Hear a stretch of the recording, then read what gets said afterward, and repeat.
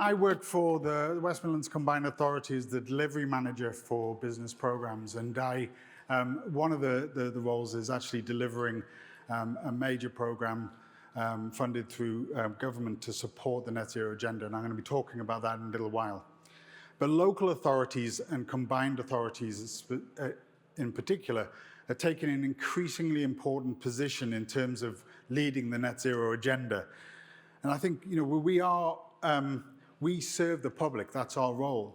And so addressing climate change with the powers that we have and creating opportunities for the economy to make those changes happen is our public duty. A number of local authorities have declared climate emergencies and developed strategies and action plans to understand what levers can be pulled to reduce energy consumption and carbon emissions.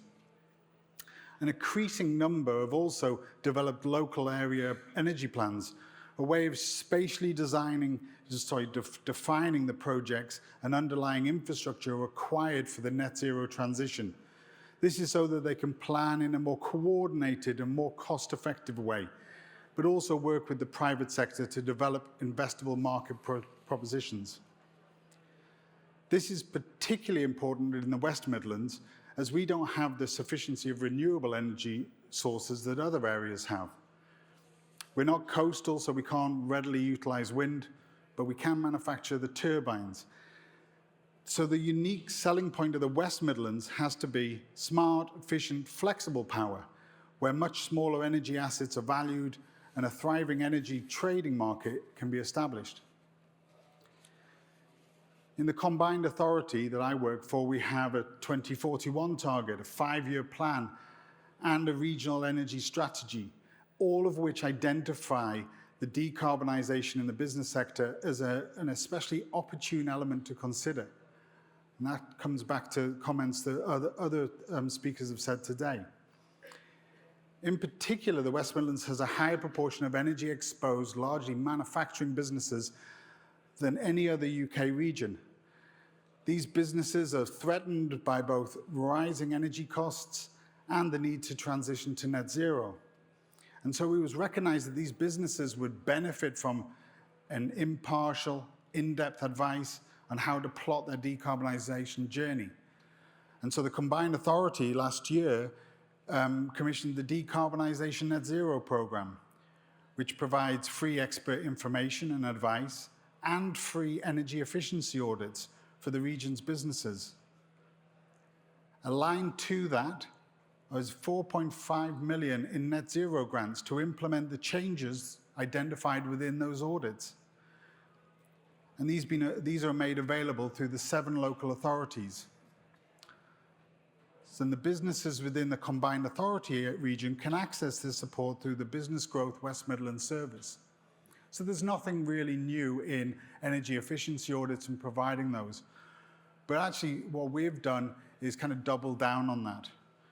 And working with the Department for Energy Security and Net Zero, we've linked our decarbonisation net zero programme to similar programmes within the wider West Midlands area. So Stoke and Staffordshire, Warwickshire, Worcestershire as well. And this is a £24.5 million business energy assessment service. It provides £9 million across the region for energy efficiency audits and a further £15.5 million of capital grants that are match funded.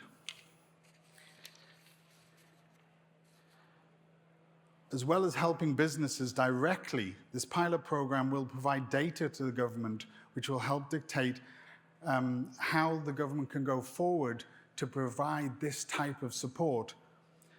The Combined Authority, with its new regional powers, can coordinate this type of support region-wide in a way that historically was very different. So as I said, we've done energy efficiency audits before, funded through ERDF, but the data from that is disparate. And this is the first time we've actually been able to bring a lot of this data together in one place and understand exactly what the type of support businesses need and how can we interact with them.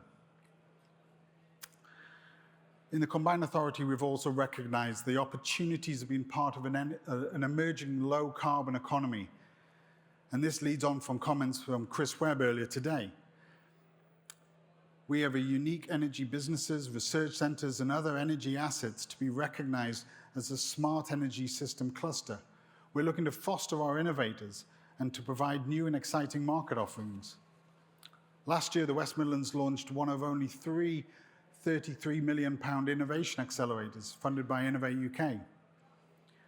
Our innovation accelerator focused on medtech, health tech, innovation support, and very importantly, clean tech. It was a very wide brief. So we can leverage our expertise in areas such as clean transport technologies, and we have a Clean Future stand outside, so go and have a look at them if you can. We're also supporting businesses to transition into new supply chains through other regional programs in areas such as light vehicles, micromobility, and battery development. So in summary, the unique selling point of the West Midlands is to be smart. We want to help our businesses become energy smarter and help them service the new low-carbon economy by promoting opportunities to get involved in innovative projects. And the way we can do that is to use our new regional powers as a combined authority to implement those activities on behalf of government and for the benefit of the climate in general. Thank you very much.